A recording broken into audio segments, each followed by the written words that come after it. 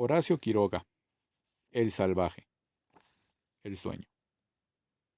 Después de traspasar el Guaira por un estrecho de 10 leguas, el río Paraná es inaccesible a la navegación. Constituye allí, entre altísimas barrancas negras, un canal de 200 metros de ancho y de profundidad insondable. El agua corre a tal velocidad que los vapores, a toda máquina, marcan el paso horas y horas en el mismo sitio. El plano del agua está constantemente desnivelado por el borbollón de los remolinos, que en su choque forman conos de absorción, tan hondos a veces que pueden aspirar de punta a una lancha a vapor. La región, aunque lúgubre por el dominio absoluto del negro del bosque y del basalto, puede hacer las delicias de un botánico, en razón de la humedad ambiente, reforzada por lluvias copiosísimas que excitan en la flora guaireña una lujuria fantástica. En esa región fui huésped una tarde y una noche de un hombre extraordinario que había ido a vivir al Guaira, solo como un hongo, porque estaba cansado del comercio de los hombres y de la civilización, que todo se lo daba hecho, por lo que se aburría. Pero como quería ser útil a los que vivían sentados allá abajo, aprendiendo en los libros, instaló una pequeña estación meteorológica que el gobierno argentino tomó bajo su protección. Nada hubo que observar durante un tiempo a los registros que se recibían de vez en cuando, hasta que un día comenzaron a llegar observaciones de tal magnitud, con tales decímetros de lluvia y tales índices de humedad, que nuestra central creyó necesario controlar aquellas enormidades. Yo partí entonces para una inspección de las estaciones argentinas en el Brasil, arriba del Iguazú, y extendiendo un poco la mano podía alcanzar hasta allá. Fue lo que hice. Pero el hombre no tenía nada de divertido. Era un individuo alto, de pelo y barba muy negros, muy pálido a pesar del sol, y con grandes ojos que se clavaban inmóviles en los de uno, sin desviarse un milímetro. Con las manos metidas en los bolsillos, me veía llegar sin dar un paso hacia mí. Por fin me tendió la mano, pero cuando ya hacía rato que yo le ofrecía la mía con una sostenida sonrisa. En el resto de la tarde, que pasamos sentados bajo la veranda de un rancho chalet, hablamos de generalidades. O mejor dicho, hablé yo, porque el hombre se mostraba muy parco de palabras. Y aunque yo ponía particular empeño en sostener la charla, algo había en la reserva de mi hombre que ahogaba el hábito civilizado de cambiar ideas. Cayó la noche sumamente pesada. Al concluir de cenar, volvimos de nuevo a la veranda, pero nos corrió presto de ella el viento huracanado salpicado de gotas ralas, que barría hasta las sillas. Calmó aquel bruscamente y el agua comenzó entonces a caer, la lluvia desplomada y maciza de que no tenía idea quien no la haya sentido tronar horas y horas sobre el monte, sin la más ligera tregua, ni el menor soplo de aire en las hojas. Creo que tendremos para rato, le dije a mi hombre. ¿Quién sabe?, respondió. A estas alturas del mes no es probable. Aproveché entonces la ruptura del hielo para recordar la misión particular que me había llevado allá. Hace varios meses, así comencé, los registros de su pluviómetro que llegaron a Buenos Aires, y mientras exponía el caso, puse de relieve la sorpresa de la central por el inesperado volumen de aquellas observaciones. No hubo error, le concluí. ¿Los índices eran tales como usted los envió? Sí, respondió mirándome de pleno con sus ojos muy abiertos e inmóviles. Me callé entonces y durante un tiempo que no pude medir, pero que pudo ser muy largo, no cambiamos una palabra. Yo fumaba. Él levantaba de rato en rato los ojos a la pared, al exterior, a la lluvia, como si esperara oír algo tras aquel sordo tronar que inundaba la selva. Y para mí, ganado por el vaho de excesiva humedad que llegaba de afuera, persistía el enigma de aquella mirada y de aquella nariz abiertas al olor de los árboles mojados. ¿Usted ha visto un dinosaurio? Esto acababa de preguntármelo él, sin más ni más. En la época actual, en compañía de un hombre culto que se ha vuelto loco y que tiene un resplandor prehistórico en los ojos, la pregunta aquella era bastante perturbadora. Lo miré fijamente. Él hacía lo mismo conmigo. ¿Qué? Dije por fin. Un dinosaurio. Un noctosaurio carnívoro. Jamás. ¿Usted lo ha visto? Sí. No se le movía una pestaña mientras me miraba. ¿Aquí? Aquí.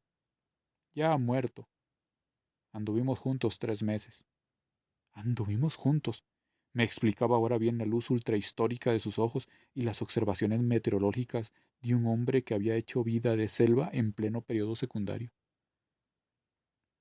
¿Y las lluvias y la humedad que usted anotó y envió a Buenos Aires? Le dije. ¿Datan de ese tiempo? Sí, afirmó tranquilo.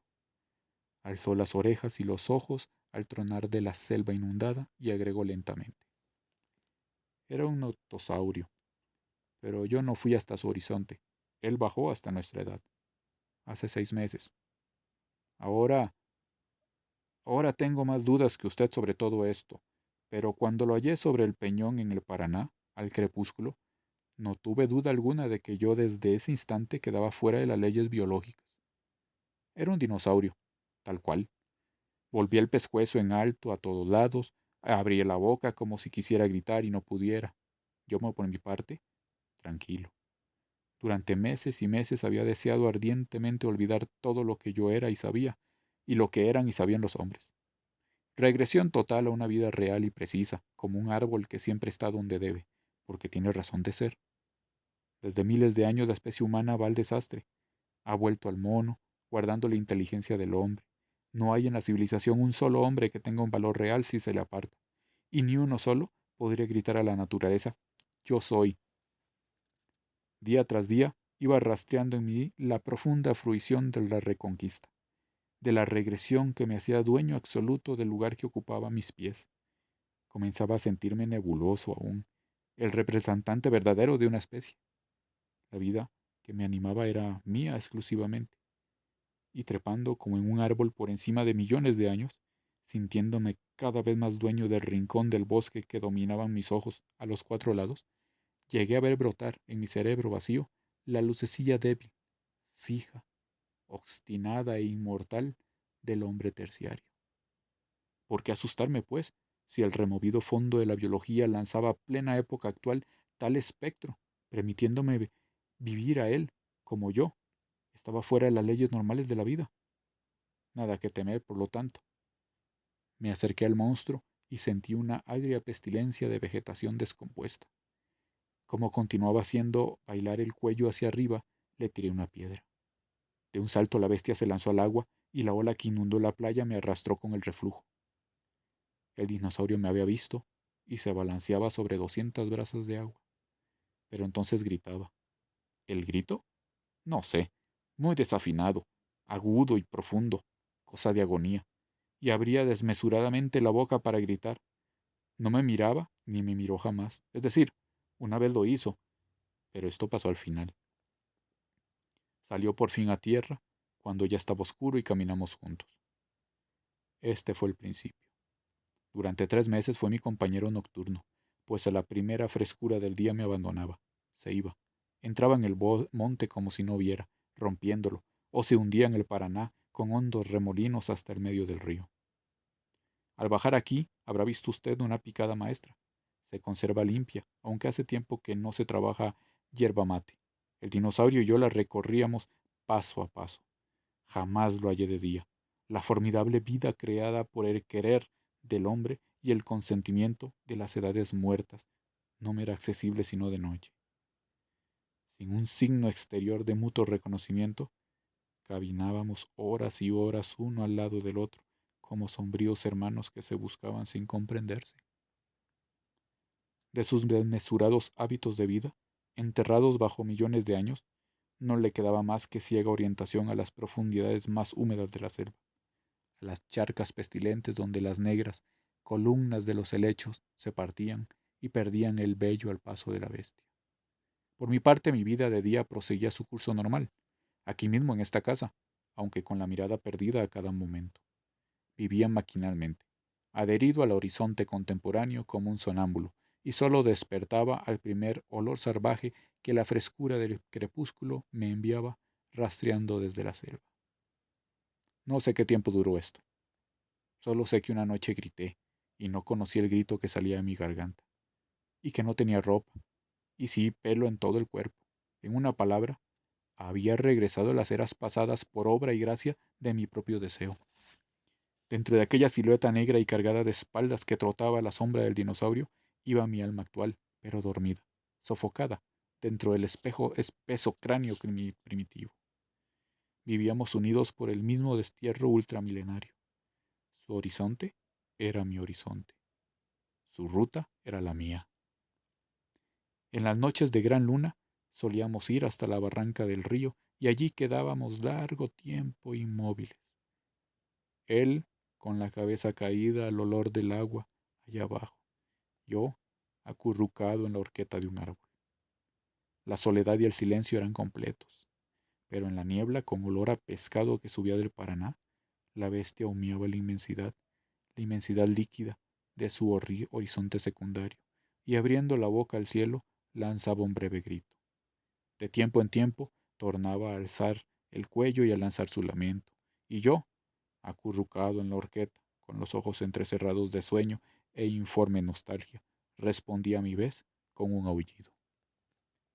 Pero cuando nuestra fraternidad era más honda, eran las noches de lluvia. Esta de ahora que estás sintiendo es una simple garúa comparada con las lluvias de abril y de mayo. Desde una hora antes de llover, oíamos el tronar profundo de las gotas sobre el monte lejano. Desembocábamos entonces en una picada. No había aire, no había ruido, no había nada, sino un cielo fulgurante que cegaba, y el dinosaurio tendía el cuello en el suelo y aplastaba la lengua sobre la tierra estremecida. Y cuando la lluvia llegaba por fin y se desplomaba, nos levantábamos y caminábamos horas y horas sin parar, respirando profundamente el diluvio que roncaba sobre la selva y crepitaba sobre el lomo del dinosaurio. A fines de noviembre, el sordo temblor de la tierra que llegaba desde el Guaira nos anunció que el río crecía, y aquí, cuando el Paraná llega cargado de grandes lluvias, sube 14 metros en una noche. Y el agua subía y subía. Desde la costa oíamos claro el retumbo del Guaira, y en las retimbas veíamos pasar a nuestro lado, sobre el agua vertiginosa, todo lo que pasa ahogado o podrido en una inundación de primavera. Las noches, negras. El dinosaurio, excitado, bebía a cada instante un sorbo de agua y sus ojos remontaban la niebla del río hasta las inmensas lluvias que llegaban aún calientes. Y paso a paso costeábamos el Paraná retomando la inundación. Hacía un mes más. Cuando quedaba en mí del hombre que le estaba hablando ahora, currió, se aplastó, desapareció, hasta que una noche el hombre se detuvo. ¿Qué pasó? Le dije. Nada, lo maté. ¿Al dinosaurio? Sí, a él. ¿No comprende? Él era un dinosaurio, un notosaurio carnívoro, y yo era un hombre terciario, una bestezuela de carne y ojos demasiado vivos, y él tenía un olor pestilente de fiera. ¿Comprende ahora? Sí, continúe. Mientras quedó en mí un rastro del hombre actual, el monstruo surgido de las entrañas muertas de la tierra por el deseo de ser ese mismo hombre, se contuvo. Después, allá en el norte el Guaira retumbaba siempre por las aguas hinchadas y el río subía y subía con una corriente del infierno, y el dinosaurio aplastado en la orilla bebía a cortos sorbos devorando de sed. Una noche, mientras el monstruo entraba y salía sin cesar del agua y el remanso agitado por el oleaje parecía un mar, me hallé a mí mismo asomado tras un peñasco, espiando con el pelo erizado a la bestia enloquecida de hambre. Esto lo vi claro en ese momento, y vi que a la par explotaba en mí la carga de terror almacenada millones de años, y que en esos 3 meses de fraternidad hipnótica no había podido definir. Retrocedí, espiando siempre al monstruo.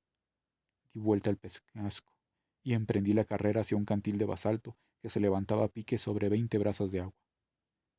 La fiera me vio seguramente correr al fulgor de un relámpago, porque oí su alarido agudo, tal como nunca se lo había oído, y sentí la persecución. Pero yo llegaba ya y trepaba por una ancha rajadura de la mole. Cuando estuve en la cúspide, me afirmé en 4 pies, asomé la cabeza y vi al monstruo que me buscaba, rayado de reflejos porque llovía torrentes. Y cuando me vio allá arriba, comenzó a trotar alrededor del cantil en procura de un plano menos perpendicular para alcanzarme. Al llegar a la orilla, se lanzaba a nado, examinaba el peñón desde el agua, cobraba tierra y tornaba a hundirse en el Paraná. Y cuando un relámpago más sostenido lo destacaba sobre el río cribado de lluvia, nadando casi erguido para no perderme de vista, yo respondía a su alarido asesino con un rugido, abalanceándome sobre los puños. La lluvia me cegaba, al extremo de que estuve a punto de perder pie en una grieta que no había sentido. Con un nuevo relámpago, eché una ojeada atrás y vi que la grieta circundaba completamente el bloque de basalto herido. De allí surgió mi plan de defensa. En guardia siempre, siguiendo al dinosaurio en su girar, tuve tiempo de descender 10 metros y desprender una gran esquirla de la rajadura central, con la que volví a la cumbre, y hundiéndola como una cuña en la grieta, hice palanca y sentí contra mi pecho la conmoción del peñasco a punto de precipitarse. No tuve entonces más que esperar el momento. En la playa, bajo el cielo abierto en fisuras fulgurantes, el dinosaurio trotaba y hacía bailar el cuello buscándome, y al verme de nuevo corría a lanzarse al agua. En un instante cargué sobre la palanca mi peso y el odio de 10 millones de años de vida aterrorizada, y el inmenso peñasco cayó sobre la cabeza del monstruo y ambos se hundieron en 20 brazas de agua. Lo que salió después fue el dinosaurio, pero la cabeza estaba achatada y abría la boca para gritar, como la primera vez que lo vi, pero ahora gritaba, algo horrible. Nadaba al azar porque estaba ciego, sacudiendo a todos los lados el cuello sobre el río blanco de lluvia. 2 o 3 veces desapareció, alzando desesperado su cabeza ciega, y se hundió al fin para siempre, y la lluvia alisó enseguida el agua. Pero allá arriba yo rondaba aún en 4 patas. Poco a poco me convencí de que no tenía nada que temer, y descendí cabeza abajo por la rajadura central. El hombre se detuvo otra vez. Y después nada más. Un día me hallé de nuevo en esta casa, como ahora. El agua ha parado. En esta época no se sostiene. Cuando al día siguiente subí en la canoa que el tesón de 3 peones de obraje había llevado hasta allá conmigo, comenzó a llover de nuevo. Sobre la costa, a 500 metros agua arriba, una mole aguda se elevaba sobre el río. ¿El cantil? ¿Es ese?, le pregunté a mi hombre. Él volvió la cabeza y miró largo rato el peñón que iba blanqueando tras la lluvia.